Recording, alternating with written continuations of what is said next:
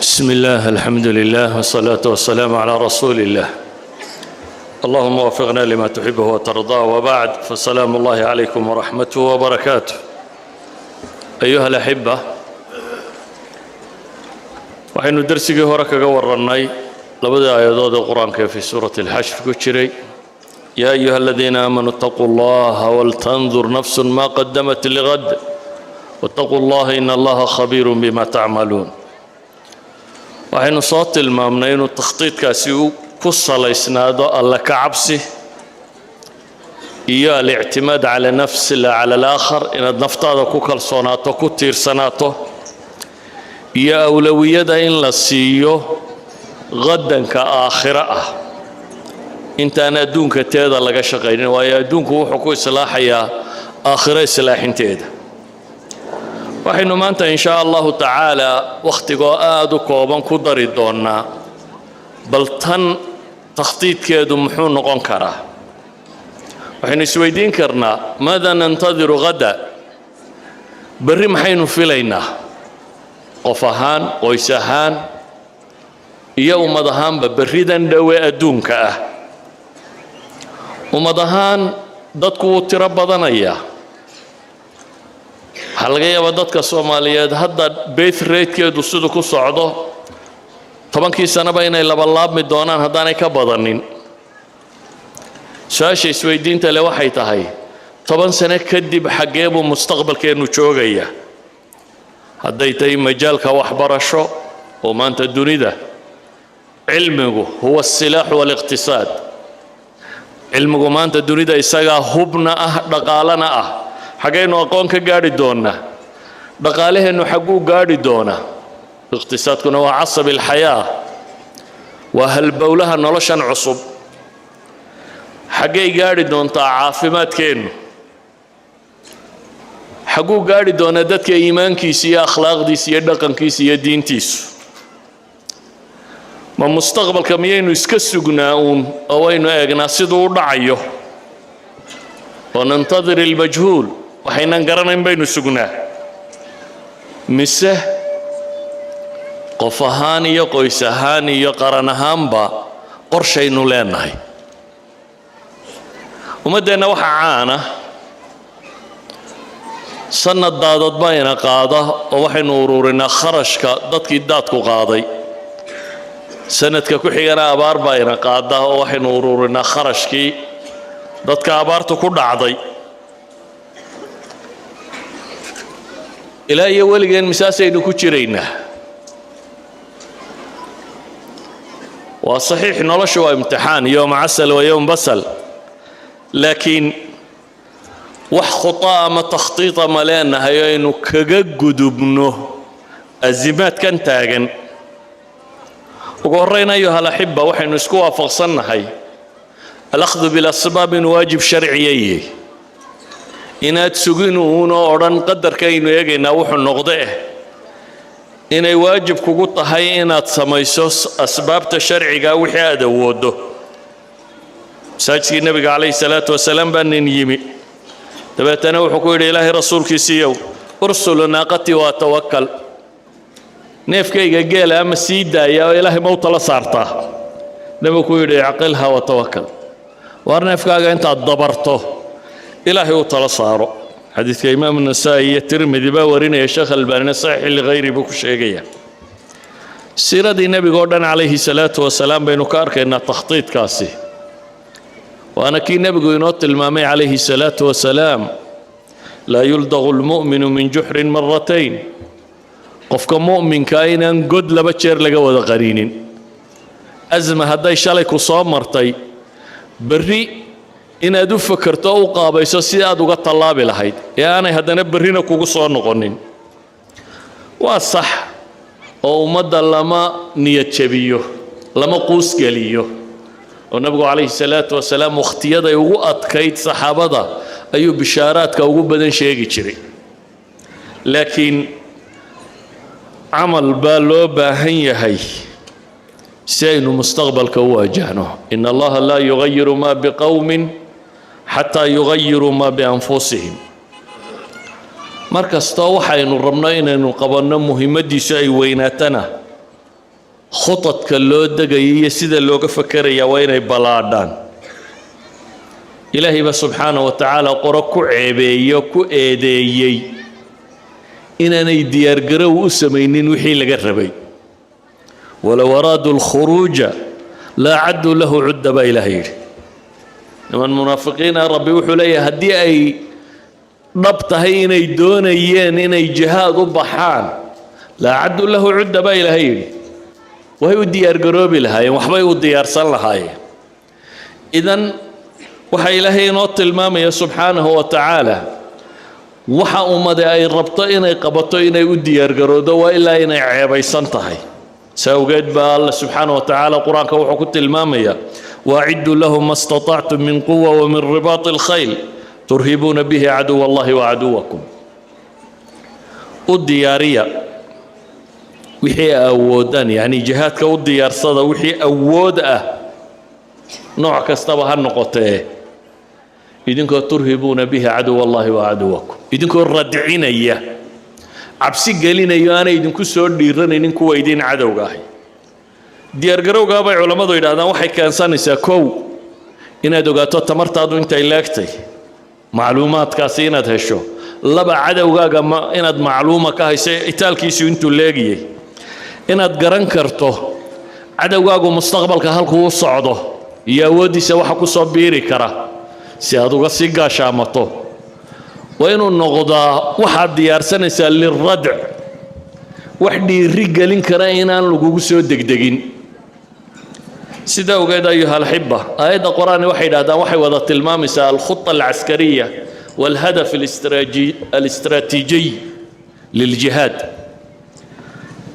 إلى هنا القرآن كوحلي وقول اعملوا فسيرى الله عملكم ورسوله والمؤمنون وستردون إلى عالم الغيب والشهادة فينبئكم بما كنتم تعملون أيها الأحبة وقتك غير درادد وان ظل مريا ومسائل كان ربه إنا وحكت المامو كتاب القرآن كقصص بدن بقصة أروري كي هراء هي النبي دي أنبياء دي هراء هي بقردي هراء قال هي مسلم با وحاسو تاريخ وحلينا وشيغيين وحكو قادنه أو وحكو لسنه قصص كقرآن كان من أحسن القصص وحكم إذا قصدي نبي الله يوسف عليه السلام نبي يوسف قصديس وقصة عجيبة هدي أدبهان الله أجا سيدا يقول لسنتهي وهيرارك وقصة الرئية أدب وحلاق وراقصة هدي اللي أجا وحي كور رميساه وقصة حكم تربى ذلك كتشره لكن إنه قصة دورنا ومصع عنه waxaynu tilmaamaynaa un qayb kaliya oo tilmaamaysa tafkiir rashiida iyo xusnu takhtiid iyo salaamatu lidaara qayb tilmaamaysa si fiican oo loo fakaro wax loo qorsheeyo plan fiican oo la dego iyo maamul wanaagsan oo lagu wado إلهي وحكوت المامة سورة داسين يوسف مادين قردي قالت يوسف أيها الصديق أفتنا في 7 بقرات سمان يأكلهن 7 عجاف و7 سنبلات خضر وأخرى يابسات لعلي أرجع إلى الناس لعلهم يعلمون يوسف وبالليل واحد نوغا ورنتا نوفت وطا نوفا سرتا الريو كساب سيسن بقركي رياضي تضبصع نحسن عنية تضبصع ويده يتضبصع بوله عقارا يتضبصع بوله انجغن كورن بالليل نبي يوسف حبسه كجرا كانوا حبسه وكجرا ظلم اي ظلميان لكن إن الله يحب المحسنين مو أورنين ورويدين كي الظلم يوردو إضافة مو أورنين رياضة فسر كذا يسوق قرنيي هلاك سماني وكادي نمك وقالوني همداني لكن وحو تجابيين بن آدم كا ماشا دقنرر مصارا iyo dadka agagaarkoodaba gaal iyo muslimkoodaba inuu badbaadin karo. riyada uma fasirin oo keliya waxay culimmadu yidhaahdaan waxa ku fillayd inuu yidhaahdo 7 sannadood oo barwaaqa iyo 7 abaara baa idin soo maraya, laakiin sidaa ma yeelin baa la leeyahay. wuxuu u tilmaamay khudadii lagaga bixi lahaa mushkiladaasi. way riyadu kamay warramin, muuqaalkeedu wuxuu sheegayaa 7 abaara 7 barwaaqa ay ka dambayso 7 abaara uu ka dambeeyo sanad barwaaqa ahi, muuqaalkeedu saasuu sheegaya. laakiin nebi yuusuf wuxuu nimankan ugu deeqoo dheeraada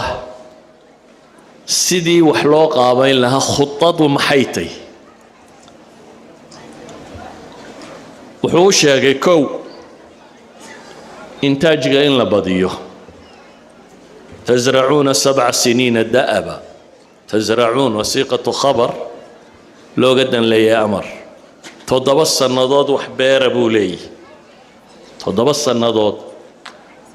da'aban waa xaal yani si mustamiro mutataaliya si xidhiidha wax u beera. 7 sannadood wax soo saarkiinu meesha u sarraysa ha gaadha buu u tilmaamaya. alaslu fi shariica ilaahay wuxuu ina faray dee dhulkan inaynu camiro. huwa anshaakum min alardi wastacmarakum fiiha. ilaahay dhulkuu idinka abuuray, waxaanu idinka dalbay inaa maxay inaa camirtaan dhulka kan. alfaa'id alintaaji in dheeraad la soo saaraana waa waxa keena in qorshe mustaqbal la degi karo. marka waxa koowaad uu tilmaamay waa inuu intaajku kor noqdo. shayga labaad uu tilmaamay famaa xasadtum fadaruhu fi sumbuli waa daruura takhziin alxubuub bay yidhaahdaan. in la kaydiyo wixii soo go'a. waliba culumta mucaasirkii waxay sheegayaan qaababka kaydka ugu fiican inay ka mid tahay in shaygu isagoo sumbuladiisa ku jira lagu kaydiyo. haddii la rabo wakhti dheer inuu sii jiro, suuskuna geli maayo, fasaadina maayo bay yidhahdeen, wakhti dheerna wuu jiri karaa. waliba tani waxay tilmaamaysaa bay yidhaahdeen nooca waxa la beeraya inuu tilmaamayo shayga sanaabisha ka baxa, yacni inuu xubuub noqdo. marka wuxuu u sheegay waxay beeranayaan sanawaadka barwaaqada inay wax beeraan. waxa uu tilmaamaya waxay beerayaan inuu midho noqdo. waxa uu tilmaamayaa sida midhaha loo idikhaarinayo. waxay dhahdaan maanta 30% wax ku dhadhow ayaa kaydintiiyo rarka ku luma bay yidhaahdaan intaajka dadku ay soo saaraan. marka wuxuu u sheegayaa idikhaarkoodu sidii uu hagaagi lahaa, fasaadka uga baxsan lahaa. ثالث الأمر خطة يوسف waxay tilmaamaysaa qodobkeeda saddexaad ترشيد الاستهلاك وعدم الإسراف. waxa la cunayo in si qumman loo cuno wax dadka ku filan oo aan israaf la samaynin, bale inta ugu badan in la idikhaarin karo ama la kaydin karo. fi shariica waxaynu naqaanaa nolosha caadiga ah inaan israafku bannaanayn, xoolo saydhku inaanu bannaanayn. laakiin markay duruufaadka sacbigii soo socdaanna way ka sii adagtay markaasi masalada tani. ilaa qaliila mima taakuluun buu tilmaamaya. israafkuna sharciga wax walba kuma bannaanaba. cabdillaahi ibnu camar ibnu alcaas baa wuxuu sheegayaa xadiid imaamu axmed iyo ibnu maaja warinayaan, sheekh ilalbaanina xasan uu ku tilmaamayo. waa axaadiista uu taraajucaadka sameeyey, laakiin akhiiran inuu xasan yuu ku tegey. waxa uu sheegayaa sacad oo weysaysanayuu soo maray nebigu calayhi salaatu wasalaam. dabeetana wuxuu yidhi maa haada sarfi ya sacad, waa maxay biyahan aad qubaysaa aad daadinaysaa sacadow? markaasuu yidhi afi lwaduu'i sarafun, ilaahay rasuulkiisiiyo ma weysada ayaa israaf ku jira? qaala nacam wain kunta calaa nahrin jaarin buu nebigu yidhi calayhi salaatu wasalaam. haayo wuu ku jiraa xataa haddaad webi dareeraya dhinac socoto. waayo waxaa la rabaa qofka muslimka ah inuu tarbiyada qaato. tarbiyadu waa suluuk lagu celceliyo si ay caado kuugu noqoto. haddaad markaad biyaha badan haysato qubto oo saydhsaydho macnaheedu waxa weeyaan hadhowna lagama aaminaha adigoo aan kugu filan inaad si isticmaasho shareecada markaa israafku sidiisaba ma bannaana dunida maanta dadka jooga nuduray ka cabanayaan waxay leeyihiin dadkii baa batay cunnada dunidu kuma filla waxani kuma filla maaha ku filaanshiyo waa ku filan tahaye waa suu'u tawsiici walistihlaak bay yidhaahdaan waa qaabka dadka wax loogu qaybiyey oo aan cadaalad ku salaysnayn iyo istihlaaga maalan waxay yidhaahdaan halkan nin ee maraykanku 90 qof in ka badan oo afrika abuu dabka isticmaalaa 90 qof oo afrika jooga dabka isticmaalaan electricity-ga u baahan yihiin ayuu nin maraykani kaliya isticmaalaa marka waxay leeyihiin waa israaf iyo tabdiir iyo suu'u tawsiice ma aha inaan dhulka waxa dul saaran ku filan dhulka waxa dul saaran ay dadka ku filayeen ilaahay baa sheegoo leh wabaaraka fiiha waqaddara fiiha aqwaataha walaqad makkannaakum fi lardi wajacalnaa lakum fiiha macaayish qaliilan ma tashkuruun wamaa min daabbatin fi lardi ilaa cala allahi risquha waxaa dhulka saarani dadka wuu ka badan yihi kullamaa waxay dhibi ka timaadamana ilaahay aqoon cusub buu dadka u furaa dabeetana dee shalay hektarka intii dade uu quudin jiray maanta intuu quudiyaa bale maanta waxaa la marayaa in bilaa ciid iyadaan ciidiba jirin in wax la beeri karo iyadaan ciid iyo dhulba lagu ridin hawadaa sare iyo biyo in lagu beeri karo beertu ay bixi karto ayaa maanta technology-ga dunidu maraya marka siyaasadan ah dadka in la gaajaysiyo waa siyaasa caalamiya waa jawic kalbak yatabicak eygaaga gaajaysii bay yidhaahdaan carabtu ha ku dabagalee dunida rag baa u qorsheeya in dadka la gaajaysiiyo busaaradda ayaa gaajadaana waxaa ka yimaada inxiraafaad tiro badan oo ijtimaaciya dadka oo aan qaraarkoodu gacantooda gelin man laa yamlik quuta laa yamlik qaraara ijraamkoo tiro bata ammaanada tuugada khiyaanada waxaasoo dhan ammaano la'aanta baan u jeedaa tuugada khiyaanada waxaasoo bulshada ku tiro bata nabiyullaahi yuusuf qorshahan uu degay يعني waxay yidhaahdaan khudadku 7 shay bay ku salayseen qoladan culum alidaara say tilmaamaan qisadiisa dhammaantood waa laga dhex arki karaa bay leeyihin laakiin wakhtigoo yar waxba qolada warkooda weecan maayo waxaan leenahay taxqiiq alamni alghadaa'i si loo helo amni ghadaa'igaasi 2 shay unbaa meeshan ka muuqdo kow adda'bu fi zaraacati alard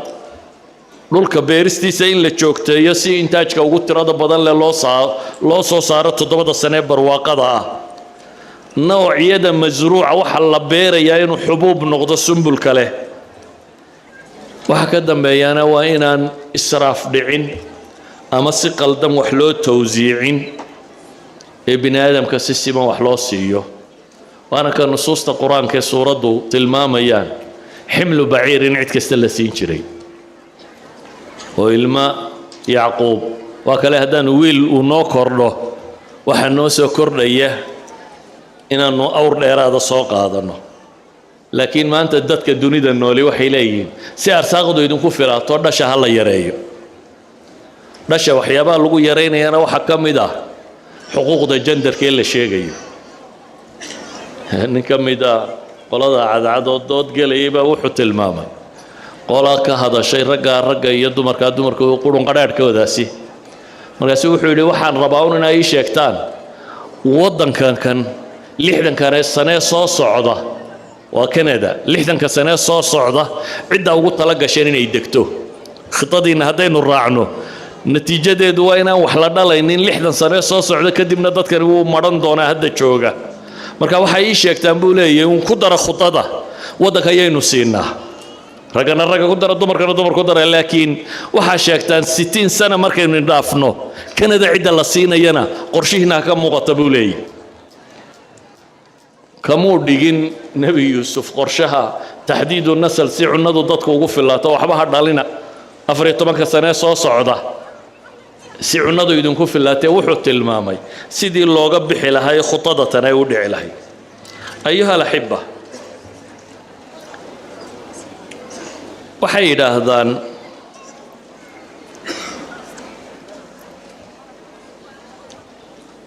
waxa labaad ama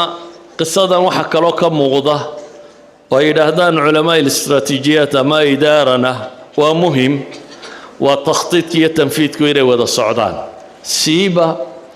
cidda wax khatidaysa wax ka midi inay maamulayaan qaabka khidadaasi u fulayso ولذلك buu dalbaday inuu رأس المخططين isagoo ah inuu رأس المنفذين noqdo يجعلني على خزائن الأرض إني حفيظ عليم buu tilmaamaya أيها الأحبة صدتاً إلهي قرآن كأنه تلمامي وحي تلمامي سا ومدو إنه قرشي ستو مستقبل كده حقيقة صعطة الزمات كدوني دا وكردعان روبلاني وادعدا أباري وادعدا برواقة وادعدا لكن هذا لقا قبا هي سيداد انت بقوا النولان كاري لهيد ومدادو أيوتشيري كاري لهيد دوني دا إنو ما انت جوغنانا دوني اللي يسونا حريستا ماها tusaalayaal baa malaa dadka ku habboon in la siiyo tusaalayaal kooban baan tilmaamaya waxaa laga yaabaa dadka badh inay yidhaahdaan dee dunidu maanta kala tagtayo wakhti laysa soo gaadho lama joogo waxba kama jiraan waddanno aa wada taqaaniin singapore maxay ahayd wakhtigaynu inagu xornimada qaadannay taiwan maxay ahayd wakhtigaynu xornimada qaadannay malaysia maxay ahayd wakhtigaynu xornimada qaadannay turkigu muxuu ahaa wadannadaasoo dhammi maanta waxaa laga yaabaa in la leeyahay dhaqaalaha dunida ama teknolojiga dunida ama horumarka dunida meel saray kaga jiraan maxay u dhacda waxay leenahay waxaa ka mid ah waxyaabaha keena inay dadku guulaystaan bay yidhaahdaan oo khudadka istaraatiijiga ee la dego waxaa ka mid a kow zamanka inay dadku ka faa'iideeyaan oo la ilaaliyo cadama hadri lwaqt hadafku inuu xadidan yahay meesha loo socdo in la garanayo wasaa'isha lagu gaadhaya in la tafsiiliyo la garto hadafka wasiilada kuu geynaysa mawaariddaad haysato dhammaantood inaad isku daydo inaad ka faa'iidaysato yacni tharawaadka waxa ummaddu ay leedahay ama dhul ha kor saaraado ama hoos ha ku jiro ama bad ha ku jiro ama dadka ha ku jiriyo aqoontiisa waxaa kaloo ka mida bay yidhaahdaan athiqatu binafs dadku inuu kalsooni naftiisa ku qabo oo ay tahay tusaalaan bixinaya maanta waddan yaroo taiwan la yidhaahdaa maqlaysaan oo labada dowladood ee dunida maanta ugu dhaqaalaha badan isku hayaan china iyo maraykan baa isku haya taiwan maxaa la isugu hayaa maxaa laga rabaa maxaa maraykanku uu leeyahay aan ilaaliyo taiwan lixdanaadkii horta taiwan waddanka la yidhaahdaa sidiisaba waa markii thawradu ay ka dhacday china qoladii boqortooyadee la riday ayaa carartay waddanka intii kale mawtistan iyo kooxihiisiiba qabsaday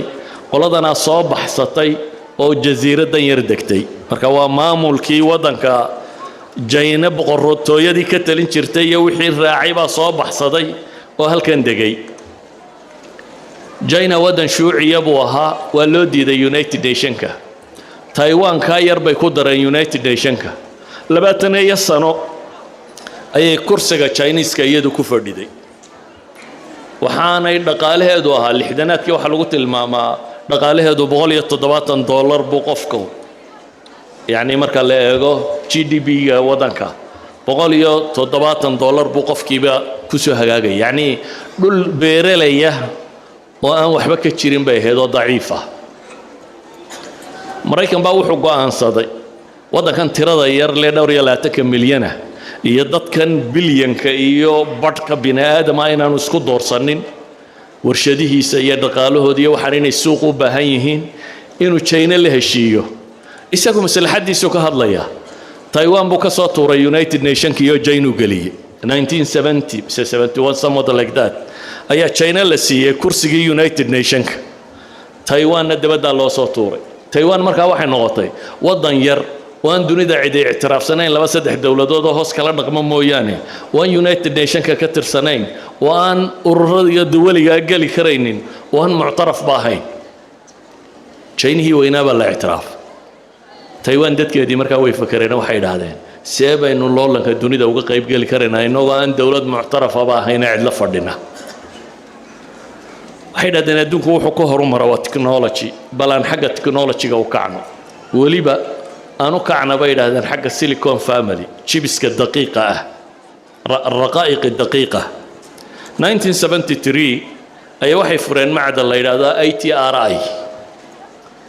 oo wixii Silicon Valley-ga lagu hayay bal inay baran karaan 3 sano kadib 1976 bay arday aad u badan waxay u direen sidoo Ashraf sheegayo waxay u direen waddanka Mareykanka si ay aqoonta chipka daqiiqa ku saabsan inay soo bartaan Taiwan inkii madaxda ka ahaa waxay ku qanceen war culimada Taiwanese ee dunida ku nool ee dabadda jira aan soo celino waddanka oo de waddan yar oo beeralay inoo lacag badan ma haysanay say kuwaas u soo noqonayaan waxay u baahan yihiin baynu siinaynaa imtiyaazaad halka wixii aad ku haysateen wax ka badan ayaan waddankaaga kugu siinaynaa waddankaaga u shaqeey baa la yidhi marka khubaro badan oo ay leeyihiin oo dunida ku firiirsanayd ayay aqbaleen ay dib u soo qaadaan waxay haddana yidhaahdeen intanoo quri inaguma filla ee nin baa jira Taiwanese oo khabiire ninka hala doono waxaa jira nin la yidhaahdo Morris Chang oo khubarada caalamka ugu waaweyn ee waqtigaa joogtay ka mid ahaa isagoo markaa dhowriyo konton jira ay yidhaahdeen ninkaa waa in la doonaa ninka kani 25 sannadood buu wuxuu u shaqaynayay kambaniga caanka ee Texas Instruments la yidhaahdee Maraykan oo technology-ga daqiiqa kambaniyadii waqtiga hogaaminayay ninka hal raadiye bay yiraahdeen ninkaas 1958 ilaa 1983 buu kambaniga u shaqaynayay wax la muxaawaleeyaba waxa lagu qanciyay in waddanka la keeno 1985 bay Morris Chang dib u keeneen Morris Chang wuxuu bilaabay muhandisiintii iyo wixii inuu tababaro wuxuu bilaabay inuu shirkad sameeyo 1987 shirkad la yiraahdo TSMC waa Taiwan Semiconductor Manufacturing Company waa shirkadda Taiwan u qaabilsan inay semiconductorska soo saarto shirkadda tan wuxuu ku bilaabay raasamaal aad u yar 220 milyan oo dollar buu ku bilaabay 220 milyan oo dollar dawladdu ma haysato هذا ضعيفة بقول يلا باتني دنكو كأنا بويري بقول يلا باتن كلنا شركة فيليبس اللي هذا هولنديس كا يدد يوحبوك قاضي أنت سيسكو شابة لا بقول يلا باتن مليون بو حكومة مية شركة داسكو أساسي شركة بلوة وحنا الربطة شيب النستري إنه نقطة شيب كهرت صومة تغانين ومسكحة كان ينكهض لنا ومسكحة ير كشقة يسوي وحن شربة ما أنت وحن إلكترونيكس كشرة مسكحة ير كشقة يسيسا بروسيسورز كأيه وحلا نوعية كاسو الرباين وصوصارو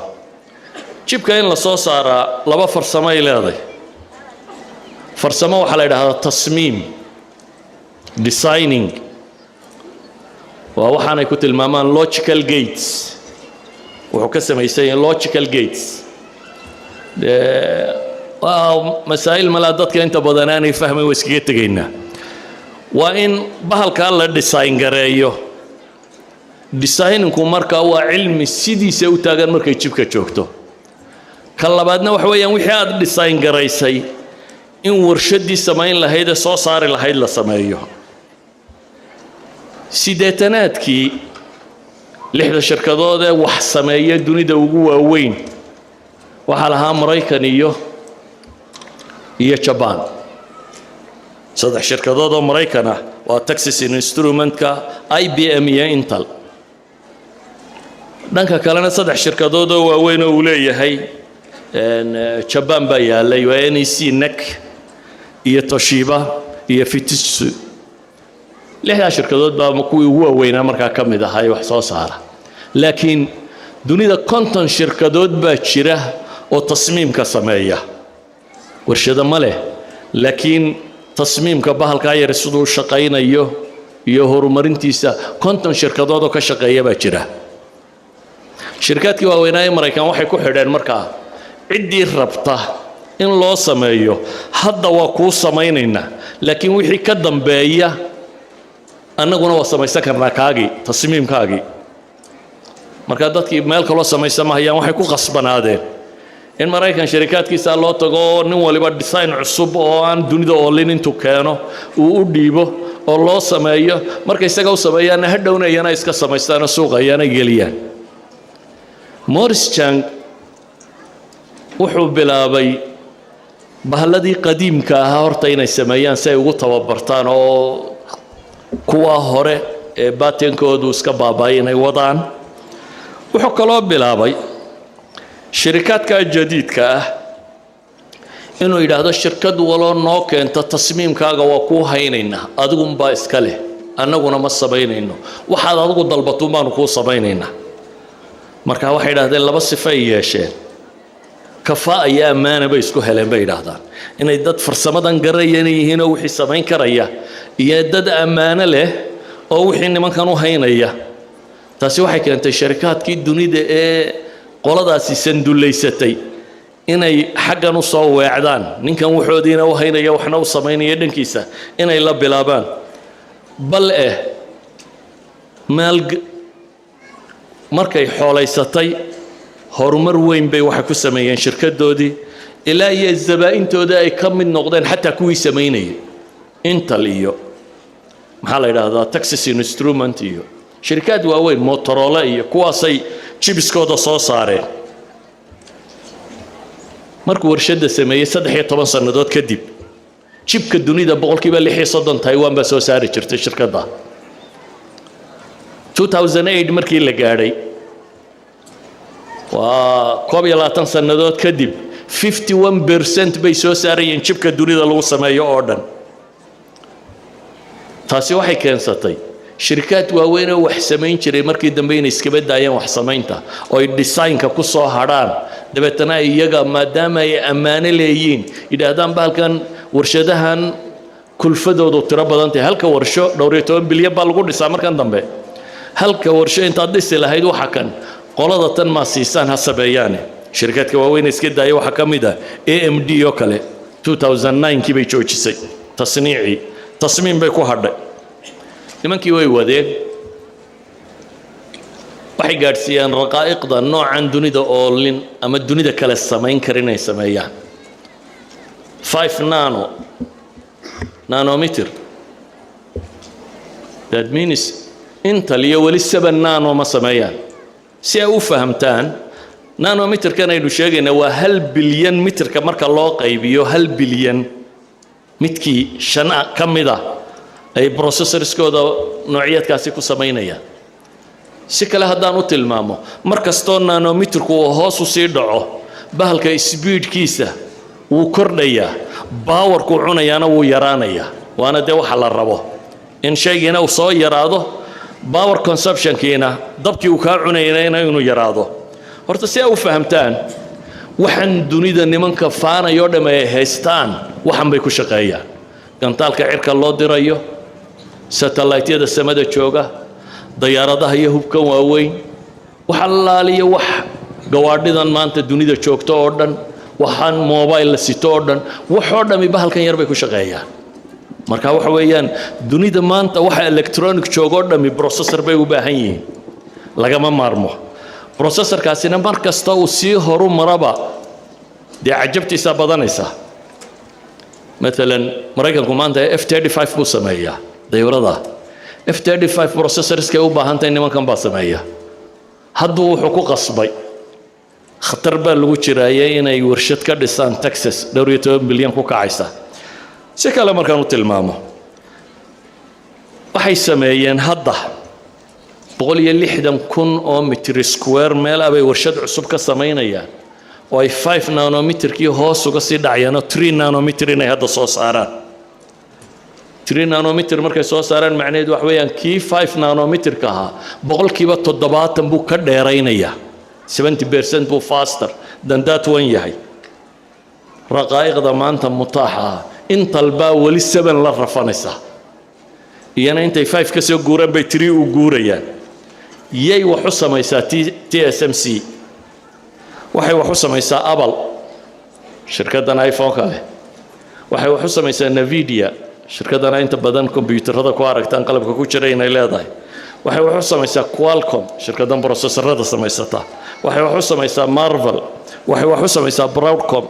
waxay wax u samaysaa Exlinux yani waxay wax u samaysaa shirkadka waaweyn ee dunida la sheego shirkadda qura gaarka isugu filan ee aan iyaga ku xidhnayn waa Samsung ee iyaguna leh waxooda gaarka ah taa macnaheedu waxay sheegaysaa China 28 nano buu marayaa kuwanina 3 bay marayaan 3 iyo 28 baa la kala joogaa that means wax isu dhow ma aha shirkadkan waaweyn ee dunida jooga waxay yidhaahdaan maraykanku hadduu is yidhaahdo kuwan maanta dib u samayso ugu yaraan 10 sannadood bay ku qaadanaysaa bay yidhaahdaan China markay aragtay inaanay gaadhaynin waxay isku dayday inay xaddo in muhaddisiintii ay lahaayeen Taiwan kumaan bay soo saartay boqol bay ka xadeen maxay siinayaan 3 laab mushaharkii Taiwan ay bixin jirtaa China siinaysa laakiin de halka warsho 30,000 injineer buu baahan yahay hal warsho noocan ay soo saartaa 3,000 injineer ay u baahan tahay bay yiraahdaan markaan warkaas soo duuduubo nimankani عقل بي invest gareeyeen dalkoodiina waxa u dhigan khuto inay beeraleyda qura ka baxaan oo ay dunida hogaamin karaan waxay yiraahdaan marka la yimaado xagga militariga Taiwan laguma duuli kare bay yiraahdeen waayo haddii lagu duulo dunida dib u dhacaysa bal qiyaas adigu wadan yar oo la leeyahay haddii lagu duulo dunida oo dhan baa dib u dhacaysa la Mareykan baan cirka wax badan u diraynin wala imika markay azmada tani dhacday مثلا gawadhida dunidu nus bay hoos u dhacday in ku dhadhow bay leeyihiin wax waliba way qaali garoobeen maxaa loo leeyahay karooni wax waliba way qaali garoobeen chainkii ku saabsisnaa bahalka kan ayaa dhibi ku jirta chainkii isku xidhnaaye processorskii dunida gaadhi lahaa baa yaraaday marka waxay yiraahdaan waa silaaxu radci li Taiwan bay u noqotay bay yiraahdeen silaaxu radci hubkii ay naftooda ku ilaalinayeen waa jibka yar warhoy China u dib baad u dhacaysaa haddaad i weerarto Maraykan u dib baad u dhacaysaa haddaad i weerarto dunida ay haddii weerarna lagu qaado dib baad u dhacaysaan waayo warshadoodan cidina ka maarmin warshadooda yar ay meesha ku haystaan baan cid ka maarmin dunida qolaba wax yar bay goosatay warshadani qalabka ay wax ku samaysayeen hal shirkad oo qura dunida leh MSL shirkad Hollandiisa ayana leh waxay tani soo saarto qalabka wax lagu sameeyo taasoo qura samaysa maxaan uga dan leeyahay masaladan TSMC iyo Taiwan hadaynu sanaa ka warramo muxaadaraad bay u baahan tahay laakiin waxaan uga dan leenay beeralay bay ka yimaadeen laakiin qiyaadahan leh oo khutalo meel u muuqata heshay qiyaadadaas istiraatiijiyada ay degtay wixii ay u baahnaydna way ku dhaqaaqday oo ah inay macaahideeda horumariso aqoonyahan dabadda u dirato waxay aqoonyahan lahayd ee dunida ku noolaana inay dib u soo xarayn karto hal nin oo ay soo hesho raggeedii ka midina isbeddelka intan leeg buu sameeyey saawgeeda ayuha alxibba waxlana umamku haddaan cidi mustaqbalkooda ka fakerin oo fikrad qura ma aha fikraddu ihtimaam bay u baahantay bay dhahay in mudnaan la siiyo ihtimaam qura ma aha ihtimaamku takhtiit buu u baahan yahay baa la leeyahay in qorshe uu jiro qorshe qura ma aha qorshuhu wuxuu u baahan yahay bay leeyihiin tanfiid camal inuu yimaado camalku wuxuu u baahan yahay bay leeyihiin taqyiim in dib loo qiimeeyo la eego maxaa ka qaldan maxaa dhiba taqyiimku wuxuu u baahan yahay bay leeyihiin wixii uu soo saaray tasxiix in la hagaajiyo inta aan tilmaamay waxay yiraahdaan waa khutuwaadka istiraatiijiga khudadka loo maro فكرة، اهتمام، خطة، تنفيذ، عمل، تقييم، تصحيح، واستبسك كلا دنبايا لما ربا هذا هدي قلب بيرلي أيمان الدنيا دا قاعدة كويسة أو ترى هان دوري 30 مليون وأنا هين دولة معترفة أو دنيا كشرتها وأنا ودن كيدو الرصاص الحين يمكن مثلا وحيابها يريي بيليين دنيا وهذا بروسيسور سكري وحنا يرادان وحكم إذا دقالك يوكرين كصعدة ويا يوكرين الراشيا وحكم ديهن ودنا ذا وجب بدنا جاسس كنادر كاهب هلادن لو سمايا صارة جاسس كاسي وحلاقة سمايا برتا وأنا ودنا ذا وجب بدنا برتا ورشدها برتا عليه دنيا دو دبضة يسكو حرنتي لكن ودنا كايا روحه قاري إنه الدنيا دورن سنترون نقضه أو يراده هدي أنا قال لي دبوا يسقون هو بهيسانه وحبطون هدي اللي دبوا دنيا دورن يا دار دب مية وحقاري إنه دت كيسي كأنه من بقولي تضوات إلا إياه كمانكم دولار إنه إنكم كودو نقون كرو وحلا ميدا ودنا كله إنه كورم كرنه سنغافور الحدانات كي عين كاسه سنغافور عيد قرية الغود الصه ماليزيا لوجا كأنه عيد قرية الغود الصه بلادو قياس ودن عيد وباهن سو قرود الصه ودن كلا لوجا الرأيه وأنا ودنا ذا وقول قالا بدن لبي كمت تعليم باني كوجاري ماليزيا تركي والظاهرة نمبايمي industry gooda weyn buu dib u hagaajiyay arbakaan la yiraahdo professor ah heavy mechanics ka professor ku ah wadanku dib u hagaajiyay Erdogan baa ka dambeeyay waxa aragteen baa la sameeyay waxaan uga dan leeyahay cid kasta oo nool oo bini aadama oo khutad degta oo naftooda kalsooni ku qaba naftooda iyo dadkooda kalsooni ku qaba mustaqbalkooda way wanaajin karaan ilaahayna quraanka wuxuu inoogu tilmaamay qisada nabi yuusuf waxay ka waramaysaa qisas badan oo kale quraanka ku jira laakiin tan waxaanu soo qaatay waa qisa mustaqbalka ka waramaysa 14 sanadood oo soo socda ama 15 sanadood oo soo socda wadanka sidii loo badbaadin lahaa ayuha laxiba waxaan ku soo koobayaa waqtiga la siiyay waa gabagabo waxaan ku soo koobayaa oo qori wax weeyaan خطتنا waxay u baahantahay koow alla ka cabsi laba waxay u baahantahay al-i'timaad ala nafs dawlad heblaayana taageeraysa iyo meel kale aan raadinay waxba kama jiraan dalkaaga iyo dadkaaga iyo awooddaada iyo caqligaaga iyo xooggaaga iyo cilmigaaga inaad isticmaasho al-i'timaad ala nafs والثقة بنفس كالسوني inaad isku qabto inaad wax noqon kartid waxaynu u baahannahay inaynu siino awlawiyada aakhiro dadkiiyo ummaddu inay aakhiro badbaadaan khaamis al-amri waxaynu leenahay mustaqbalka dhowna khutu u baahan yahay camaliyo ummaddu ay yeesho hadday tahay ta qofka waynaanad isku mid noqonin sanadkan iyo sanadka dambe way la faashil baa tahay ardaydeena jaamacadku waxay rabaan inuu waraaq qaato waraaqi waxba ma tarto inaad wax barataaba muhiima waxbarashana waa la koraa haddaad maalinta jaamacadda ka baxdo wax akhrisba kuugu dambeeyo xagaad qabanaysaa shalay sidaad ahayd waa inaad isku daydaa cibaado ahaan cilmi ahaan aqoon ahaan dhaqaale ahaan dadnimo ahaan akhlaaq ahaan inaad ka kortid halkaad shalay taagnayd inaad routine life ku jirto maaha nolol routine oo aan horumar lahayn waa markaad qoftay markaad qoys tahay waxaad u baahan tahay inaad qaabayso qoyskan maxaad ka damacsantahay xagaad ku wadaa